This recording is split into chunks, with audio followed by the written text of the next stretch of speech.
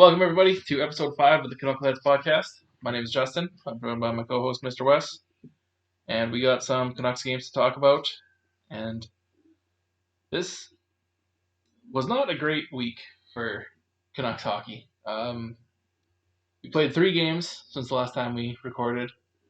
2 of them sucked a lot. One was okay. And before we get into those, though, one thing I want to talk about was the Alex Chiasson contract. You and I both agree that neither of us wanted Chiasson on the team. Yeah. I'm still not super thrilled of a guy that plays 7 minutes a night and most of it just on the power play to stand in front of a net. But I did want to give Benning a little bit of credit for the contract because it's a 1-year league minimum for a veteran player. Yeah. Whereas, you look at the last time we brought in some veterans, it was the Roussel contract for 4 years at $3 million instead of taking a 1-year shot on a guy like you need to do for the salary cap era, where we are now, right?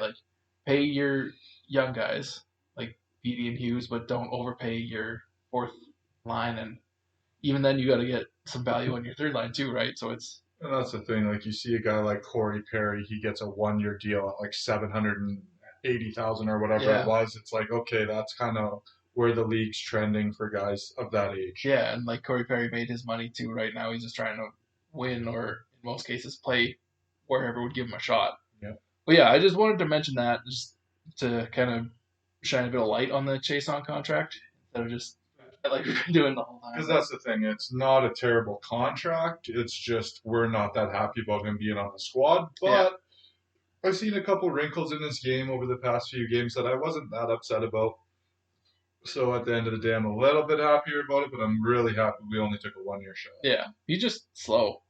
All he doesn't provide much value. He's really just a big body for us. And really, I know he's hurt, but you could throw Brandon Sutter on power play 1 to stand in front of the net or something like that, you know. So was a weird signing, but whatever. We'll discuss that later because Chiasson will come up again. He will, yeah. I got some stuff to say about that as well. So. All right. So the first game we'll go over will be the Vancouver Canucks at the Detroit Red Wings in Detroit, October 16th, 2021. We talked last episode of watching our boy Troy Stecher play against the Canucks for the first time, was scratched. Healthy scratch in Detroit. So let's talk about that before we get into the game. Yeah. The league needs to start respecting Stetch. The Canucks didn't do it, and the Red Wings aren't doing it. Stecher is a legitimately good defenseman, especially on your third pairing. He brings high energy. He always has heart. He's just a really good defenseman. For whatever reason, every year Stecher was on the Canucks, he would start on the third pairing. And by the end of the year, he'd be on the second pairing, or sometimes even the first. And it was like that in Detroit too. He started on the third, worked his way up, and now he's scratched. So I don't understand. Certain players get just put in this light where they're not valued at all, and Stetch seems to be one of those players, and it sucks because he's good and he brings value, especially on the contract he's at. And had a 2-goal game for Detroit last season in a short season. You know what I mean? So it's I don't understand why he's not playing full time for them, but yeah, we hope Stetch plays a lot more, or hopefully he gets sent to a contender at the deadline or something. Stetch deserves to play a lot. Yeah. So this game against Detroit, we're gonna dub this the Connor Garland game because the man was everywhere, doing everything. He was by far our best player, hands down, and continues to be one of my favorite players to watch this year. Not my favorite so far. Me too. He's shifty with the puck, and he's he plays like he's 6'4", 220, but he's 5'8", 180. But it's awesome. And he's like Hogg, brings that high energy, you know what I mean? He always looks like a threat out there. Yep. And he always looks like he's trying to make a play and trying to plot a goal, which that's what we need. Yeah. So this game was very physical. For two teams that don't really have much of a rivalry and haven't played in 2 years, it got very intense. Garland again threw a reverse hit on Zadina.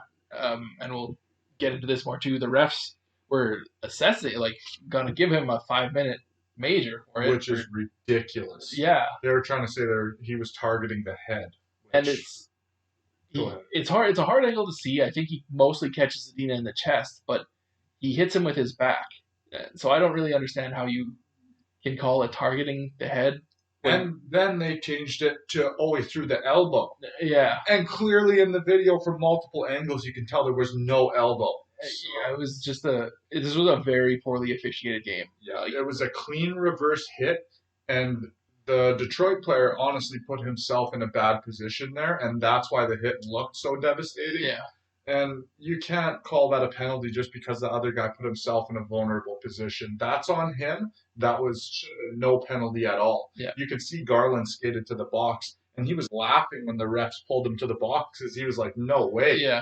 That was a clean hit all day. And that just kind of capped off an all-around horrendously officiated game. There was multiple offsides that weren't offsides. It was the worst officiated game I've ever watched. And like as a Canucks fan, we go through seeing bad officiating quite a bit. So we kind of have to bite the bullet on it and try not to complain about it too much.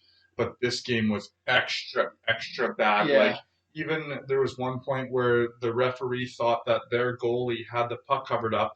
So he blows the whistle, but really Petey has the puck and he's trying to pull a wraparound for a goal. And Petey's like, are you kidding me? You're blowing the whistle down when I have full control of the puck? Yeah. Like, it was just terrible. And usually the refs are right on those offside calls that are, like, hard to tell when the game's going full speed. But there were two for sure that were not offsides. Terrible. Like, even on replays and everything. And that ruined scoring chances because they were, I believe both were 3-on-2 rushes. Yeah, and one of the goals they called no goal because Niels Höglander barely touched the goalie's mask. Like that one is borderline. He was far out of the crease. He was not in the blue paint. So exactly. You could see it going both ways on that one. So when they called it a no goal, I wasn't too surprised. It kind of sucks because I'm obviously a homer. I want that to be a goal, but it just man, there were some bad calls. And just being a Canucks fan in general, from my experience, anytime that it's up to the refs, I just assume it's not going to be a goal. Exactly. We always get the short end of the stick. Or we're going to get a penalty or something like that. But, so this game was not very good from a Canucks perspective, but after the game, Zadina was talking to the media about the hit too, and he called like Connor Garland like a derogatory term for a little person. I'm not going to say it here, but like, I thought he was going to get into some shit for that. And I don't, as far as I'm aware, nothing ever came from that. Yeah, a bit of a sensitive world out there right now, and I'm shocked that more media outlets didn't pick that up and just run with it. Yeah. That was pretty intense. When I saw it the next day, I was like, he really said it, like straight up. So I thought he was going to get into shit for that, but yeah, nothing came of it, so whatever. But so the Canucks lost this one. I forgot to write down the score here. 4-1, I think it was? 3-1? Yeah, and that's the thing. We had multiple chances that the referees blew it down or called no goal, and we could have been in that game. Yeah. But just because of the officiating, we were nowhere close to where we should have been at the end of that game. Yeah. It just put a sour taste. Or even the Höglander goal that could call it back. That could have tied the game at 2, I believe. So, yeah, that one, not a great game, but stay tuned because it gets even worse. So next we got Vancouver at the Buffalo Sabres. This one was October 19th. It was 3-1. We lost to Detroit. So yeah, in Buffalo, by far our worst game of the year. I know we're only a couple games in, but this one sucked. We had an okay first, and the rest of the game was horrendous. And this is one where, it's early in the season, but it kind of worries you as a Canucks fan to see the game go that way. And it just really, we had not many positives to pull from it. And it was just a really disappointing game. I was really happy to see in the media afterwards that Travis Green just basically said we did not sacrifice enough to even come close to winning that game. Yeah. And I agreed with that 100%. Out of all the forwards, there was 0 blocked shots.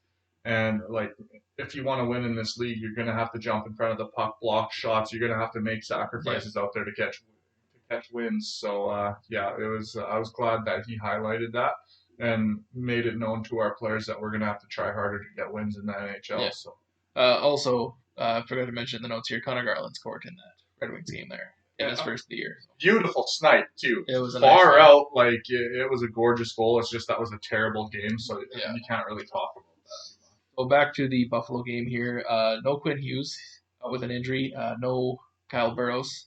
I think he was just scratched because it was multiple games in a fairly quick succession, and Green was just resting him because he's a rookie basically. So. And that's the thing. I don't mind seeing them slot in Luke Shen at all. He's got a ton of experience, and you've seen him get a shot through that was tipped. So, Luke Shen adds a lot to the lineup. Yeah. I like seeing him in there. The one I didn't like seeing was Brad Hunt, though. Yeah. This was Brad Hunt's first game of the year, and I am not very impressed. I'm kind of hoping we don't see him for a while. Yeah. -3 on the night on the ice for the first 3 Buffalo goals, so not a great start for his Canucks career. After this game, like Jason Dickinson said that they had a soft performance as a team, and I like that a lot, especially from a new guy, like calling them out right away because they were trash. The entire team was bad this game.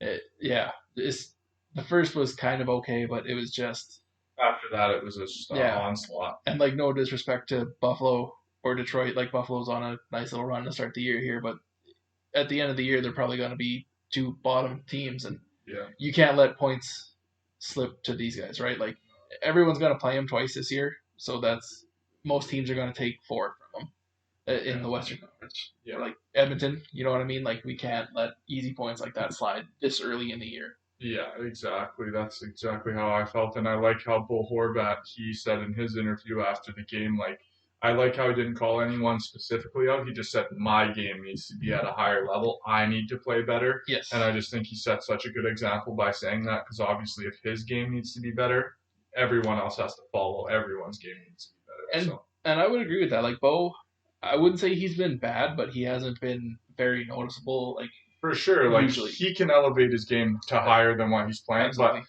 at the same time, I feel like when everyone is kind of at a lower level, it brings the other guys down around you to a lower level. So it's like once one guy really elevates, it's easier for everyone to follow suit. So hopefully Bo's the guy to do that for us, elevate his game, and then trend in the right direction. And as the captain, you want him to do that too, right? Like, be the leader and take charge. And pull the team out of the kind of funk they were in there. And one more thing out of those interviews that Travis Green said, one of the reporters said, so what you're saying is your highest paid players need to do better.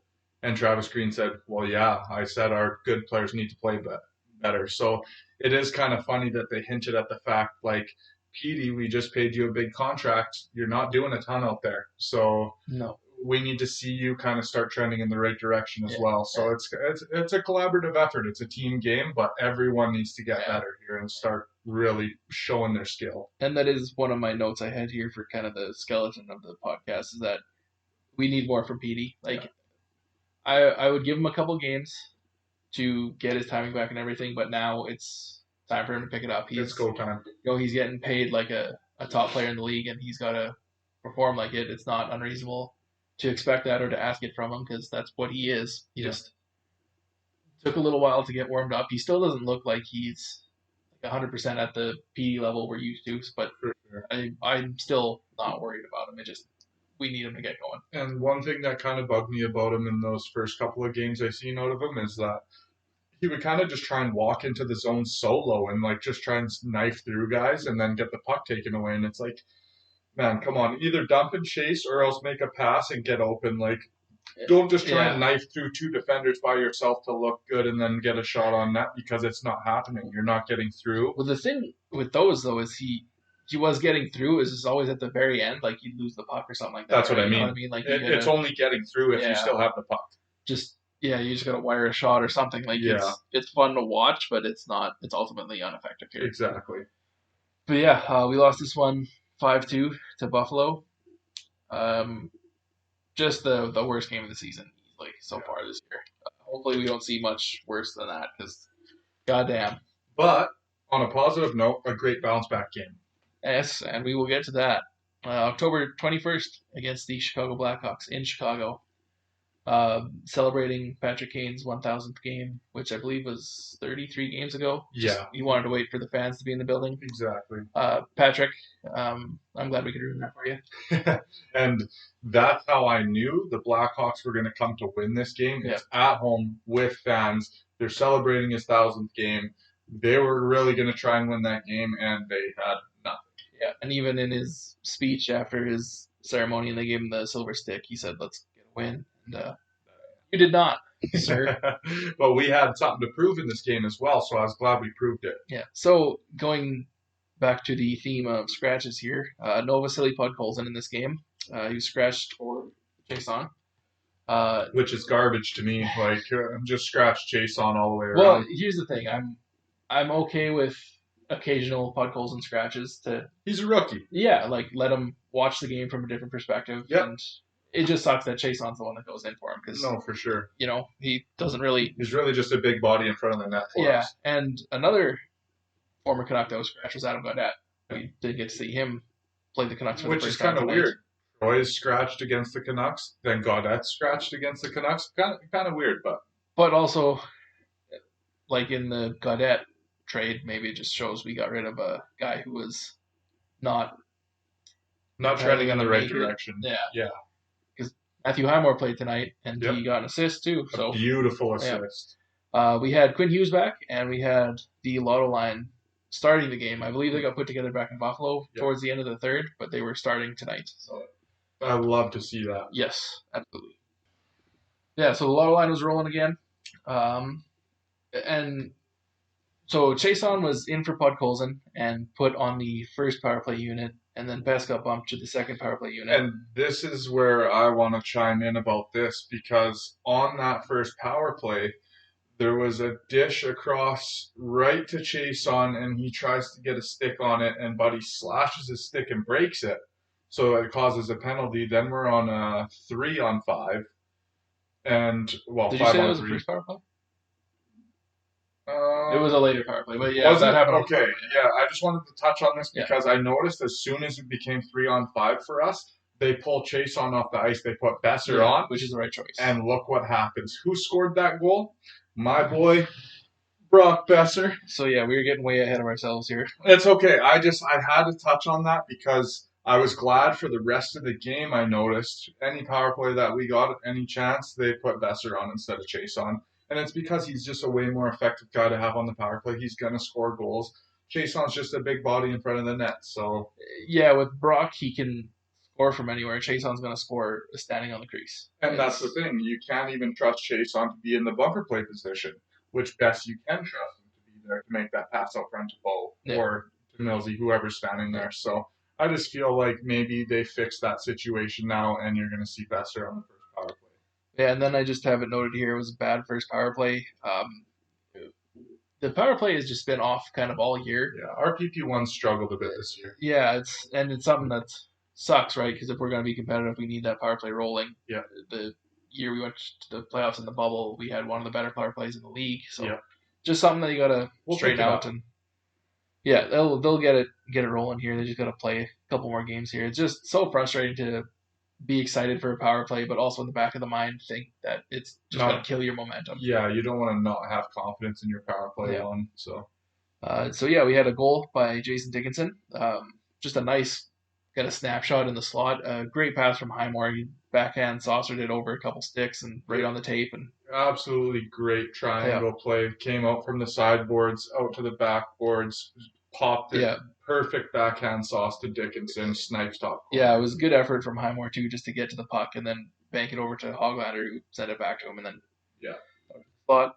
Then we had a scrap. Kyle Burrows fought Stillman, sticking up for Hog. Yeah, Hoglander. Just a weird play why it happened. I guess because Hog is kind of a puck magnet, and he just got hit twice. Never really got leveled, but they were like bigger hits, and then. Yeah, Burrows kind of put an end to it. It wasn't a major scrap or anything. I'd call it a Burrows win. Yeah, no, 100%. And I was just glad that Burrows stuck up for him. The second one was kind of a bit of a hip check, which those ones, you never know, right? Like, Hog could have possibly got injured there. So I think that's kind of why Burrows stepped in and he just said, you're not going to touch our young guys like that. And I was really happy to see that out of him. I didn't know that was a part of his game. So it was nice to see. yeah, it was interesting to see him drop the gloves, and maybe that's an him, element we might see from him. him telling the management like, don't sit me anymore. So, Yeah. but yeah, not a great first period from us. The Blackhawks came out flying, right, because it was a big night for them. Gotta So, expect that, yeah. but yeah, on to the second period here. We had a goal from Tanner Pearson. Beauty. Yeah, just battling in front of the net hard. Tipped in a Quinn Hughes point shot. It was Quinn Hughes' 100th career assist, I believe. And what I loved about that too is Hughes was not shooting to score. He was shooting for Tanner Pearson's stick that was at about mid-level. Yeah. Tanner just tipped it perfectly right underneath the glove. Beautiful goal. Yeah, it was good. Like Pearson was battling in front for a while too, so it was a good effort for both those guys. Quinn Hughes just walking the blue line like he does. So yeah, good goal there. One thing I have noted here too is just Strome from the Blackhawks, who's probably going to get traded. They scratched him the first 4 games. This was his first game. start. Yeah. Took a hooking penalty, and during the play, it kind of got quiet for a second. You could hear him say "fuck you, Gord," and Gord was the name of the ref.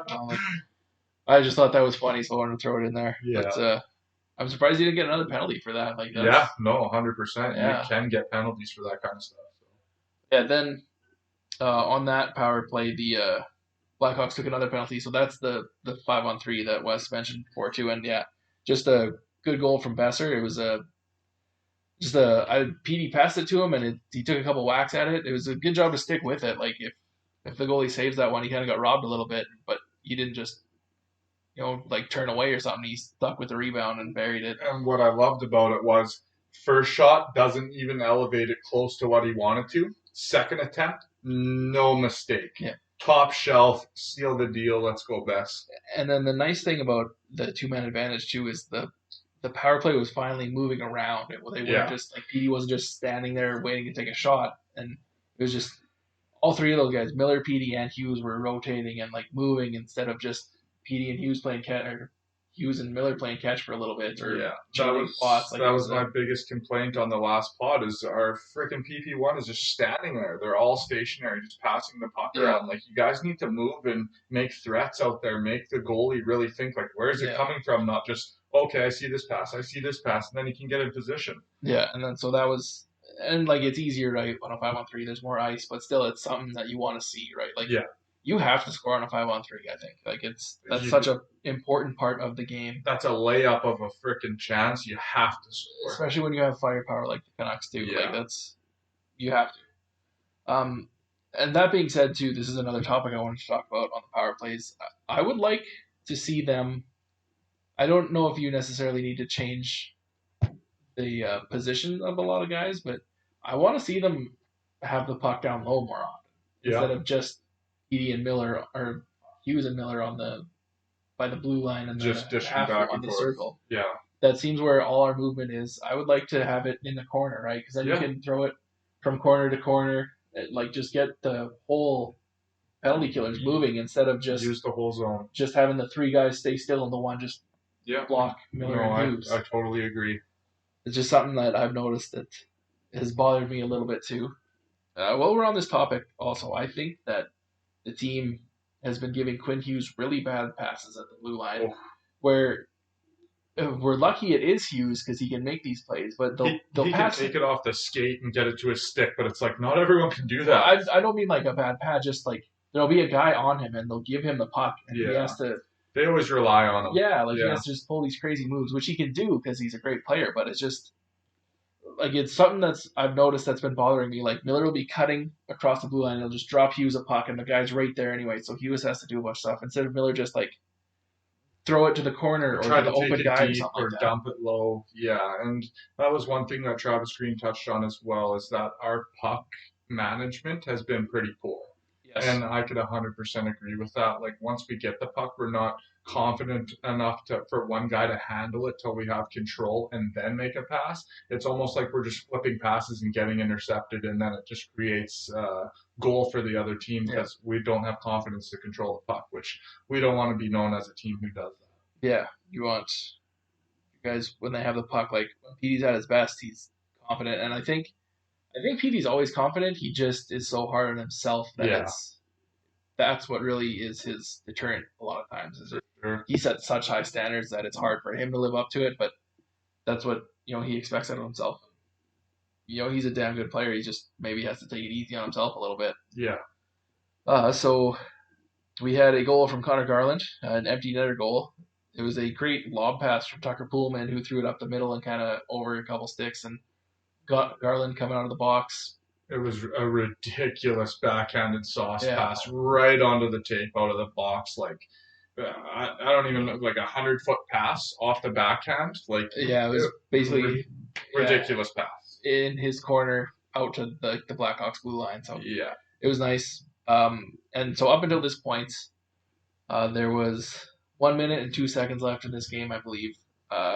When Connor Garland gets this empty net goal, he is the only Canuck player to have more than one goal on the year, which I just find so weird. It is weird. Like it's nice that we have consistent scoring like this. You just want to see a little bit more. Like our leading goal scorer has 2 goals in 5 games, right? Yeah. Like that's not a ton, and we have one guy with 2 goals. Yeah, and this is the thing I keep catching myself doing too. It's like we're only 5 games in, and I'm just like setting the bar so high, but it's like I just want more for these players. Like Petey should have at least 3 by now, and it's just like it is weird, like you said, right? I think Brock's gonna have 40 this year. He might not get 10 the way we're going. No, Brock's back on the PP1. Let's go, baby. Brock's gonna start scoring some goals. But yeah, this game, after the first period, I was ready to call this the worst lotto line game I'd ever seen. But then the second and third kind of turned it around. Yeah, and that's the thing. You kind of got to find that chem again. Like Green almost switches the lines a little bit too much for my liking. I'd like to see him just kind of have set lines, and when it's really going wrong, then let's start switching up the lines. Not like so much constant switching, Let the guys get some chem, let them know where each other are out there, and then we can go from there. Yeah, like a nice run of like 4 games with just the same lines, right? Like, there's a lot of new forwards on this team, and like Petey missed most of training camp, and Brock missed a couple games with an injury. Like, let's get everybody kind of rolling and give them some time here. But before we start like overly switching the lines, yeah. Green loves to do that. And he does like to juggle his lines. Yeah, and I'm not a huge fan of it, but hey, you're the coach, you know more than me, so. But yeah, so another thing I want to talk about too is we've been very careless at both blue lines. I've noticed a lot when we're trying to break out, we will get the puck all the way to the blue line, and if there's a defender in the zone, we'll drop it back to the corner, and I hate that.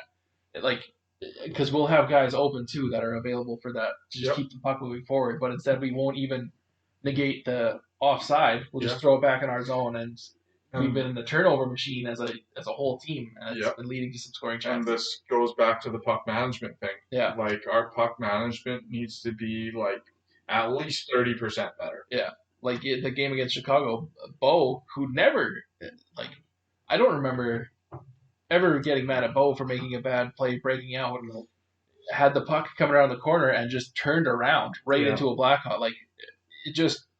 You're like, why? And that's the funny thing, because Bo is probably our most consistent player.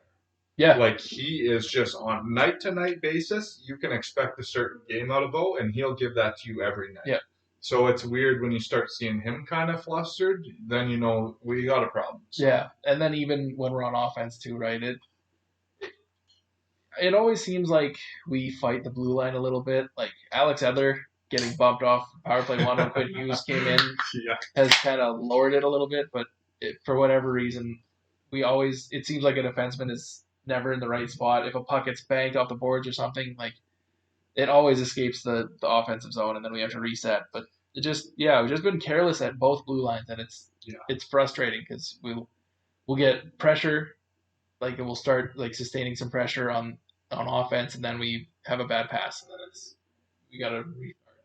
And like just breaking out of our own zone has been difficult a lot of times.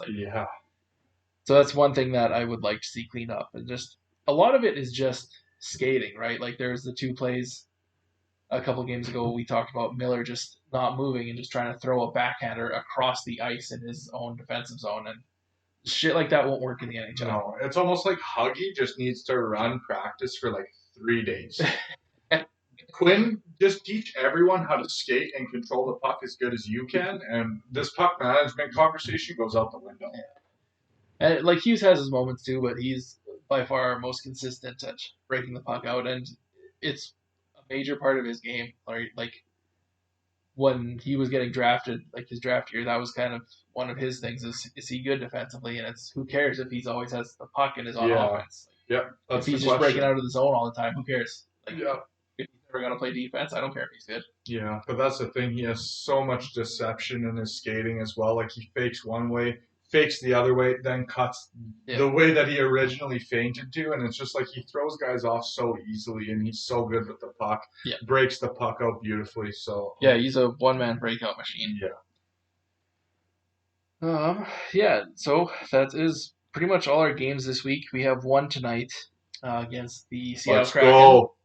It'll be the first regular season home game for the Kraken, so expect a pretty physical one tonight. It'll probably be chippy. It'll be intense again. We got to put the Kraken to bed tonight.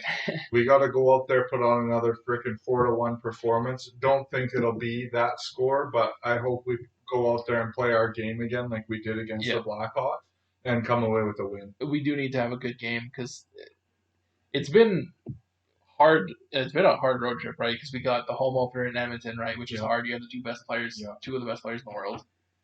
I believe Detroit was a home opener. I think Philly was. Philly was a home opener. So we've been going to everyone's barn playing their home opener, which is not an easy task. The Kane celebration in Chicago, and now we got the first ever game for the Kraken, right? Like those are 4 hard games where the other team is going to be ready to go. And we're still 2-2-1, so I mean we're doing pretty good for the schedule that we've had so far. I think we should be better. But No, the 2 losses that we had there were unacceptable. Like the way that we played, they were really, really bad. But I mean, with our record so far and the points that we've gotten so far, I'm okay with it. I feel a lot better now after the Chicago game. No, if we didn't have that Chicago game, I would not have this tone in my voice. When I went to work, like before the Chicago game, I was not talking any type of smack, like saying the Vancouver Canucks were good at all, because I had no ground to stand on. But after that Chicago game, I was like, all right, the boys, they're coming together here. They're figuring it out. Just give them some time. Yeah. It's early in the season. Let's not hit the panic button yet. We'll string it together. We'll get some good wins here. So yeah, the game against the Kraken tonight be a big one. Yep. And then we're finally home after a long road trip, hitting every time zone in the NHL. I cannot wait to have our home opener. Yeah. And we have a full barn as well. We're allowed to have full capacity. I was so glad to hear that. I hope me and him can make it to a game this season, whether it be an away game or a home game. We're going to try and make it to one. So that'll be really exciting. I can't wait for our home opener. It is kind of crazy to think that it's going to be 3 weeks into the season for our first home game of the year. That's 6-game road trip. Yeah. Every time zone in the NHL we hit it. So it's yeah. That's crazy. Yeah. So out of tonight's game, I'm just going to go ahead and guess the score. I think it's going to be a 3-2 game. I think it's going to be a tight checking game. Like you said, kind of a heavy hitter. Yeah. I think it's going to be a little bit of chippy hockey. I think we're going to be able to get some points on the board, though. And this is why I had our D-men so high on the goals. You see how our plays have been set up so far? Yeah. It's all shots from the blue line, really, that cause our big opportunities. And I feel like OEL and Quinn Hughes, they're built for this type of hockey. Like, they're built to lay slap shots from the blue line and get deflections. You know what? Quinn's shot is very much improved, too. For sure. He had a game against Chicago where the announcer said he scored, and I thought he did, too. But it just went off the pipe, but it looked like it went off the inside bar and out. But so I thought it was a goal. It has some velocity to it now. It's not like his shot has always been a bit of a weapon, but it's a lot more heavy. Yeah, and it's funny that Troy Stecher kind of went through a similar phase.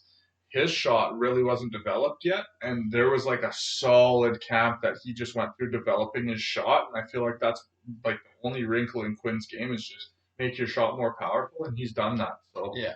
It's good to see. Another thing you mentioned too, like OEL is very good at getting pucks on the net, which is absolutely a skill.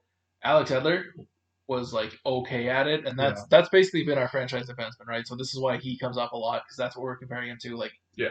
And Edler was great for everything he did, but he was like, it seemed like 50-50 if the puck was getting through, or he he would just hit destroyed hot shin cold pad. stints. He was like a Tanner Pearson on the blue line. Right. He would sometimes he'd be hitting his shots, and then all of a sudden he could not hit anything to save his life. He was just hitting players. And you're going to go through that as a defenseman, but I mean, like you said, it is a skill to get pucks through as a defenseman, and Quinn Hughes and OEL are experts at it. So you've said your score for the game tonight. I'm going to give my score. I think this is the game the Canucks break out.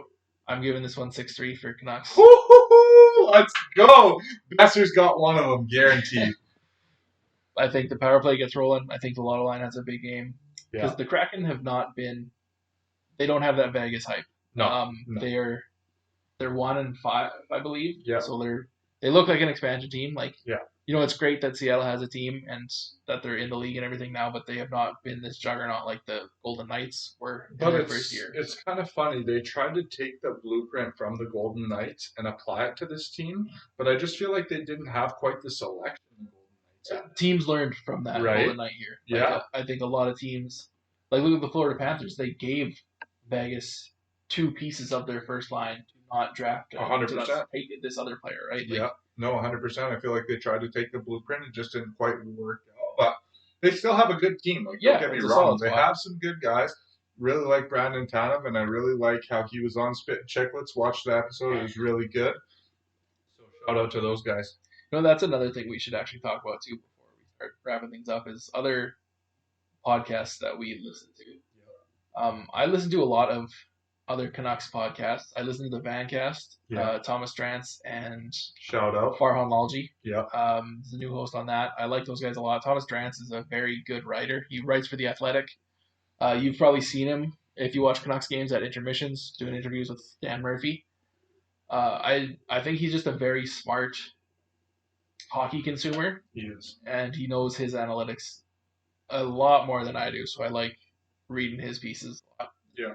I listen to Rink Wide with Jeff Patterson and Andrew Walden. Another good one. That one's a daily podcast, so it's nice to get an hour of Canucks media every day because I listen to him every day. And shout out to Steve Dangle. I know you don't mind. I like Steve Dangle. I'm not going to lie. Don't love it just because you're kind of yelling at the camera a little bit. It's all good. I do think that you have a great hockey mind as well. Yeah. You know a ton about the game, and I do watch some of your videos as well. So shout out to you. Yeah, and we're not...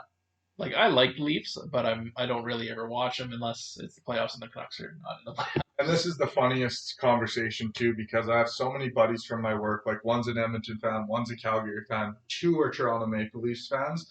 So it's kind of like, if they're not talking about their team, they're trying to bash other teams. And that's not really how I am. I don't mind the other Canadian teams. Yeah, I just love the Vancouver Canucks.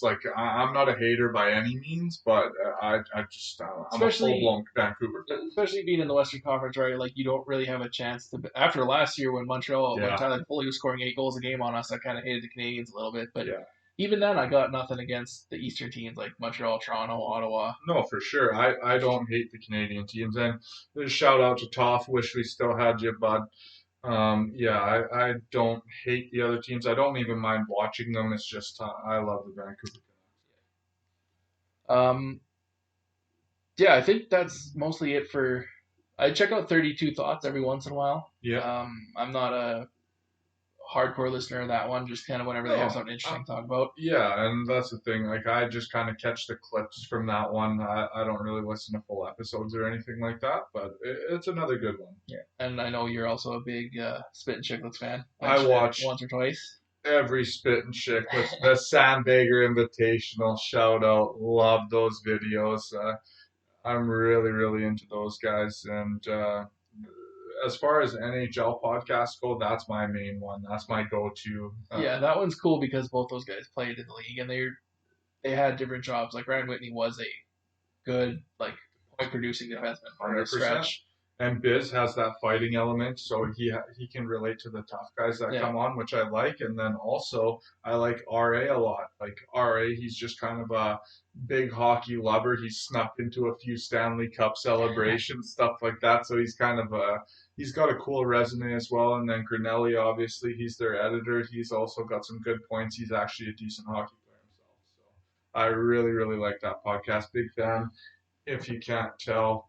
So shout out to the boys, Spittin' Chicklets. One other one I want to talk about too. This is not a hockey one. This is the NFL podcast, the Around the NFL podcast. Mm-hmm. And I just want to say, go check out the Chris Wessling tribute video. He went through 2 different bouts of cancer. After his first diagnosis, he got married and had a son, and then he was diagnosed again, and then passed away about a year ago now. His wife is also, she works at the NFL too, and she just put out a kind of letter to their son talking about Chris Wessling. So go check that out. It's really touching, and also the Around the NFL podcast is just a good football podcast if you love NFL. Good story. Yeah. And they're all really good people too. It's a good podcast to check out. And then one last thing here from Twitter. We gotta get the juice my going. tweet of the week. So this one came after the Chicago game. I'm surprised you didn't get one from the losses. I'm sure they were getting roasted on there. Yeah, but I like to keep it positive. For sure. No, I like that. Let's keep it positive. So in the Chicago game, Tyler Myers blocked a shot with the back of his knee. So he was in some serious pain for a while. That's a soft spot. Almost no padding. No, it hit him in the back of the knee. Yeah, I thought it was right in the side right here, kind of where that little side padding folds over on the shin pads. But it might have been in the back of the knee. It was questionable. Either way, it fucked him up for a little bit. Yeah. The refs blew the whistle to kill the play. Yeah. So this tweet is from Wyatt Arndt at the Stanchion, his Twitter handle, and he just tweeted out, "That ain't stopping the chaos giraffe." Hey, I haven't heard anyone else use the term the giraffe besides us. So maybe the word's getting out there a little bit with the pod. Let's go. And I just going to say I love chaos giraffe. That's so much. That's like giraffe is good. Chaos giraffe is like the giraffe. Yeah, that's top notch. Yeah, 100%. That's great. Yeah, I think that will wrap up this episode. We got more games to cover on the next one. We'll have the game against the Kraken tonight, like we mentioned. Our first home opener. 3 more games to cover, I think, on the next episode. I don't even know who our home opener is against, actually. Let's check that out right now. Let's check the schedule. Because I know we play, is it Minnesota? It could be. Let's do some score predictions here, Wes. I would like that. So it is Minnesota. So, yeah, I said 6-3 Canucks tonight. You said 3-2? Yeah, 3-2. I think it's going to be a close game, but I would love to see a 6-3 blow. Oh, me too. I'd love to see some goals. Yeah. Yes, it is Minnesota, Tuesday night. So our home opener against the Minnesota Wild. And we've got 6 in a row at home. Yeah, which That's is nice to see. Yeah. Let's weird way to start the season, right? Yeah, 6 on the road, 6 at home. Yeah, home for 2 weeks. Yeah. Minnesota, I'm going to give that one 3-2 Canucks. It's always a tight checking game against them. They play kind of an aggressive game, and their goals are never really high, but they always make it difficult for the opposing team to score. But it's going to be at home for us. I see us getting it done, but it'll be a tight game for sure. And then Philly again. You got to give me your score. Oh, okay. So I'm getting ahead of myself. 3-2 is a great guess. I'm going to go with, just because you said 3-2, I'm going to go 4-2. Let's put one more on the board for the boys. Let's go. Yeah, so then we have Thursday, October 28th, Philly in the house. Maybe that's when we'll see the return of Big Mac. And we had a 5-4 game against Philly last game. So it was a high-scoring game. We did, yes. So let's keep that in mind when we keep our goal totals here. So bit of a collapse by the Canucks to make it 5-4, but what do you got in the home? Well, not home opener, but our second home game against Philly. That's a tough one. That is a tough one. I like that Flyers squad. And maybe Big Mac plays. Yeah. You know what I mean? I just said that. Oh, my bad. Sometimes I'm just off the bruise. You know what I mean? So I will give that one. See, this will turn out bad because I'm just going to give the Canucks 82 wins every year. But I also hope that Zach McEwen drops the mitts with someone just to kind of teach the boys a lesson. You know, I like Big Mac, so I'm going to say 4-2 Vancouver. That's a good one. It was 1 goal apart last game. It might be more of a tight checking game since the first game got a little out of hand with the goals. So I'll say 3-2. And we might see that play from Claude Giroux again where he kind of points at the boards and gets it from around the net. We'll see if he tries to pull that one again on Demko. Sneaky shit there. But Demko's got tape on that now. He'll be ready for it. So. Yeah, who knows? Halak could be in net that night. I mean, we do have a break in between that game, so we might see Demmer again, but who knows? Yeah, so then we have Edmonton Saturday night, but we'll do a podcast before that, and we'll do some score predictions for that. Maybe we'll start doing this every week. No, that sounds great. I like that a lot. Keep track Score predictions. Fuck it. Let's go. Yeah. All right. So yeah, I think that'll do it for episode 5 of the Canuckleheads podcast. Thank you for tuning in. Check us out on Spotify, Apple, anywhere you listen to podcasts. YouTube, all that. Subscribe to the YouTube channel and share the video, please, as much as you can. All right. Thanks for tuning in, everybody. See you guys. Bye.